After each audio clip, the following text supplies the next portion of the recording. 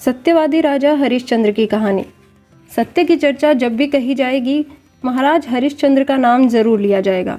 सूर्यवंशी सत्यव्रत के पुत्र राजा हरिश्चंद्र, जिन्हें उनकी सत्यनिष्ठा के लिए आज भी जाना जाता है, उनकी सत्य के प्रति निष्ठा उनके सैकड़ों साल बाद भी सत्य का प्रतीक बनी हुई है। इनका युग त्रेता माना जाता है। राजा हरिश्चंद्र अयोध्या के प्रसिद्ध सूर्यवंशी राजा थे, जो सत्यव्रत के पुत्र थे। ये अपनी सत्यनिष्ठा के लिए अद्वितीय है और इसके लिए इन्हें अनेक कष्ट सहने पड़े। राजा हरिश्चंद्र सच बोलने और वचन पालन के लिए मशहूर थे। उनकी प्रसिद्धि चारों तरफ फैली थी। ऋषि विश्वामित्र ने राजा हरिश्चंद्र की प्रसिद्धि सुनी। वे स्वयं इसकी परीक्षा करना चाहते थे। राजा हरिश्चंद्र हर हालत में केवल सच का ही साथ देते थे। अपनी इस निष्ठा की वजह से कई बार उन्हें बड़ी बड़ी परेशानियों का भी सामना करना पड़ा, लेकिन फिर भी उन्होंने किसी भी हाल में सच का साथ नहीं छोड़ा। वे एक बार जो प्रण ले लेते थे, उसे किसी भी कीमत पर पूरा करके ही छोड़ते थे। राजा हरिश्चंद्र ने सत्य के मार्ग पर चलने के लिए अपनी पत्नी और पुत्र के साथ खुद को बेच दिया था। इनकी पत्नी का नाम तारा था और पुत्र का नाम रोहित। एक बार राजा हरिश्चंद्र ने सपना देखा कि उन्होंने अपना सारा राजपाट विश्वामित्र को दान में दे दिया है। अगले दिन जब विश्वामित्र उनके महल में आए तो उन्होंने विश्वामित्र को सारा हाल सुनाया और साथ ही अपना राज्य उन्हें सौंप दिया।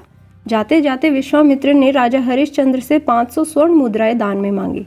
विश्वामित्र ने राजा को याद दिलाया कि राजपाट के साथ राज्य का कोष भी वे दान कर चुके हैं और दान की हुई वस्तु को दोबारा दान नहीं किया जाता। तब राजा ने अपनी पत्नी और पुत्र को बेचकर स्वर्ण मुद्राएं हासिल की, लेकिन वो भी 500 नहीं हो पाई। राजा हरिश्चंद्र ने खुद को भी बेच डाला और सोने की सभी मुद्राएं विश्वामित्र को दान में दी।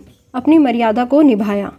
राजा हरिश्चंद्र ने खुद को जहां बेचा था वह शमशान का चांडाल था, जो शवदाह के लिए आए मृतक के परिजन से कर लेकर उन्हें अंतिम संस्कार करने देता था। एक दिन सर्प के काटने से इनके पुत्र की मृत्यु हो गई तो पत्नी तारा अपने पुत्र को शमशान में अंतिम क्रिया के लिए लेकर गई। वहां पर राजा ने रानी से भी कर के लिए आदेश दिया। तभी रानी तारा ने अपनी साड़ी को फाड़कर कर चुकाना चाहा। आसमान में बिजली चमकी तो उस बिजली की रोशनी में हरिश्चंद्र को उस अबला स्त्री का चेहरा नजर आया। वह स्त्री उनकी पत्नी तारावती थी और उनके हाथ में उनके पुत्र रोहिताश्व का शव था। अपनी पत्नी की यह दशा और पुत्र के शव को देखकर हरिश्चंद्र बेहद भावुक हो उठे। उस दिन उनका एकादशी का व्रत भी था और परिवार की इस हालत ने उन्हें हिला कर रख दिया। उनकी आंखों में आंसू भरे थे, लेकिन फिर भी वह अपने कर्तव्य की रक्षा के लिए आतुर थे। भारी मन से उन्होंने अपनी पत्नी से कहा कि जिस सत्य की रक्षा के लिए उन्होंने अपना महल राजपाट तक त्याग दिया, स्वयं और अपने परिवार को बेच दिया, आज यह उसी सत्य की रक्षा की घड़ी है।